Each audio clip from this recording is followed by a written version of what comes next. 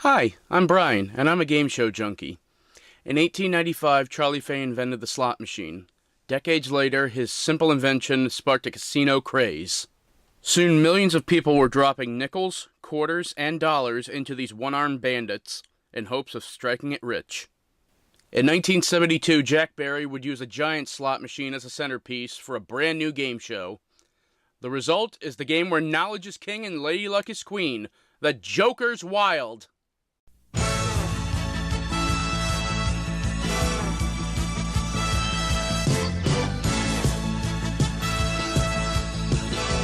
The show ran for 3 years on CBS and 9 years in first-run syndication. My first exposure to the show was during the syndicated run, so that's the version I'll be mostly talking about, but I'll be referring to the CBS version here and there. Right now, let's give the wheels a spin.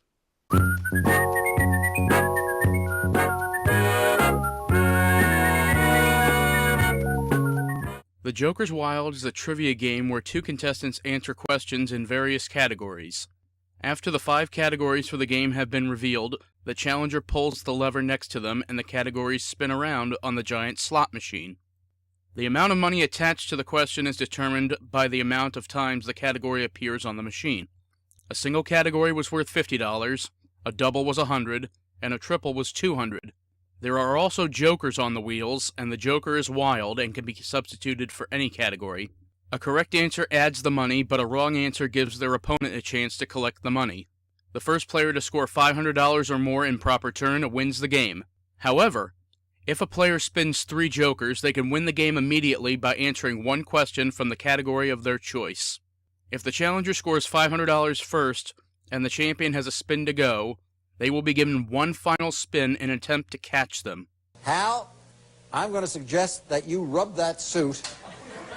There's only one way you can win and stay in the game. You must get 3 jokers. Anything that comes up other than jokers, your glorious reign is over, and the new champion would be Adrian Carter. You feel at all lucky? Let's hope so. I'm ready whenever you are. Okay. Joker! Joker!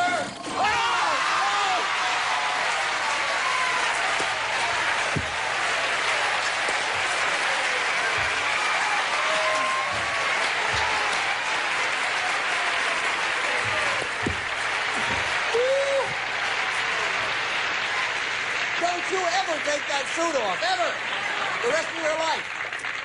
Ladies and gentlemen, I can't calculate the odds against that happening.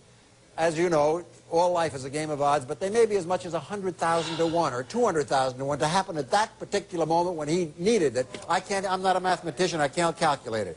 For your 8th straight victory and $28,700, name this world-famous theater. Radio City Music Hall. You win it all the way.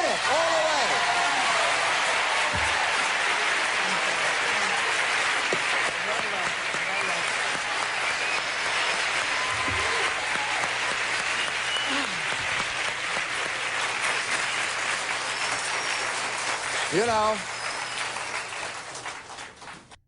The winner of the game then joins the host at a giant handle for the bonus game. The machine is now changed to contain money ranging from $25 to $200 and a devil. Whatever money is spun is put into a bank which can be taken or risked. If they reached $1,000, more, or spun a natural triple of the same dollar amount, they won the money, plus a prize package valued between $2,800 and $4,500. But they lost everything if they saw the devil. Ah!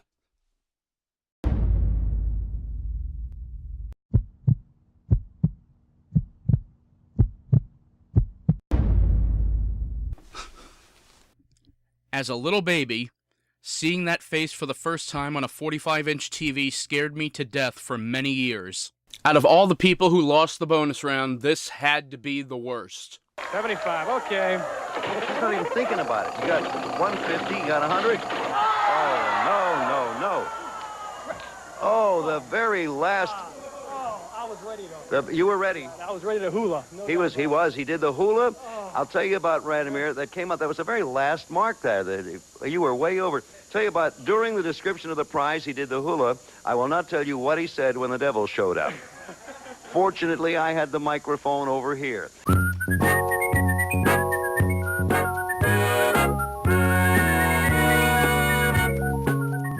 For the first 4 syndicated seasons, they kept the original CBS set designed by Don Roberts. It was a pretty nice set with a Las Vegas feel with red lights and orange carpeting. However, for the last 5 seasons, John C. Mula helped make the set pop. The lights around the machine became neon blue. The background behind the host changed from a single Joker to the show's logo, and a funky light show of Jokers dancing wildly opened each show. In an attempt to make the machine look bigger than others, the bonus lever was a tall lever with an oversized handle on top. This simple prop eventually led to one of the show's biggest bloopers. $25, what are you going to do? Go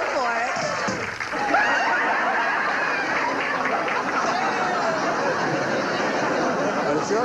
Another fun visual was when a person won the bonus game, the host would count out the winning amount in $100 bills. This became an alternative form of teaching little ones like me to count up to 10. But the biggest visual started in Jack Barry's final season. The hardest spin to pull besides 3 Jokers is a natural triple of 1 category. Originally, this feat was rewarded with a single prize, but Jack decided to create a jackpot of prizes to accumulate until it was won. When it did happen, a graphic pops up reminding viewers the rare natural triple jackpot has just been won. Supposedly, the highest it got was over $25,000 worth of prizes. Unfortunately, there's no video evidence, but the most I saw it hit for was $13,250. If either of you get the triple jackpot, it's now as usual, or not as usual, but it has been since our show began today, $13,250. So do some secret wishing there. Ready to go, Kelly? Oh, secret wishing. I'll do some out loud wishing. Jokers or a triple? Come on. Kelly's Here an we go. out loud wisher. She has Jims and Jimmys. Jims and Jimmys.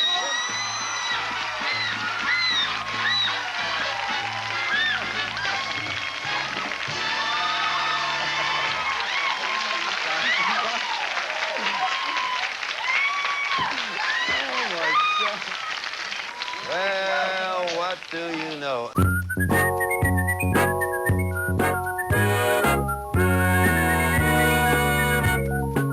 The original host was the show's creator, Jack Barry. After being blacklisted for many years for being involved in the 1950s quiz show scandals, CBS allowed Barry to make a professional comeback by greenlighting his latest creation, The Joker's Wild. Jack kept the game moving very fast, that an average show saw 3 main games and 3 bonus games. After Jack's sudden death in 1984, game show pioneer Bill Cullen took the reins for the final 2 seasons. The pace of the show slowed down to an average of 1 main game and 1 bonus game. However, Bill's slow pace helped new viewers of the show learn the game and was more personable with the contestants. One of those ladies is your mother. Can you believe it? I cannot believe it. I would ask which one, but then Cindy would be angry with me, Right. wouldn't she? So I will not.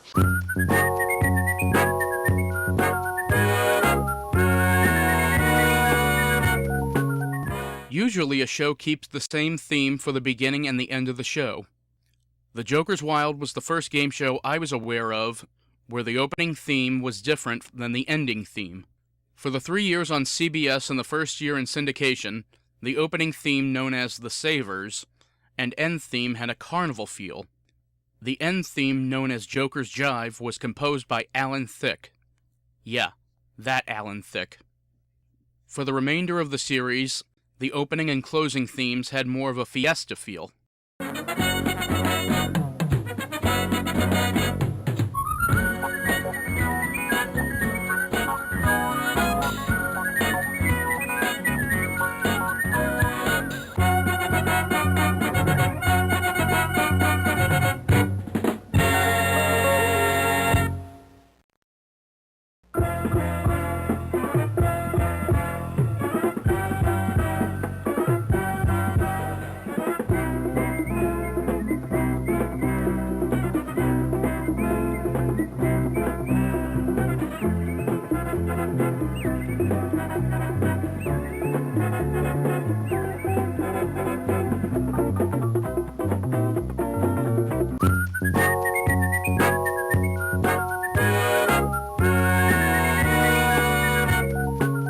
Starting with Joker, Barry and Enright Productions had a knack for having addicting sound effects in their bonus games. If you were away from your TV, you can easily tell if they were playing the main game or the bonus game.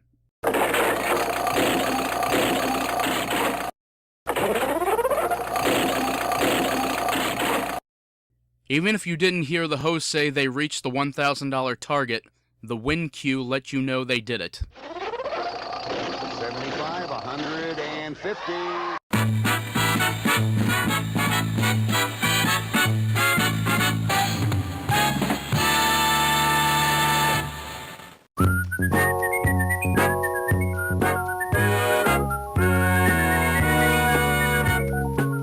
As mentioned before, some catchphrases come immediately and others come over time.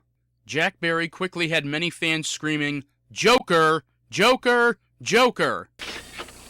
Joker. Joker. Joker!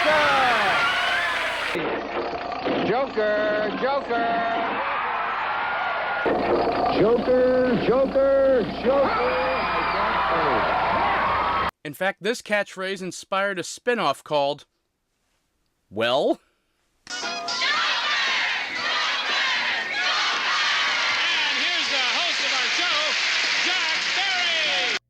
This weekly edition showed kids playing against each other in easier categories for bonds for their education. In another effect to come down to the kids' level, the bonus lever was shortened, so the player was still able to lean down and pull it to spin the machine. So that's the Joker's Wild. Next time we're going to take a look at Joker's sister show and one of my all-time favorites, Tic-Tac-Doe. Until then, I'm Brian, your game show junkie, saying, excuse me, I have some business to attend to. 100! 100! Ah!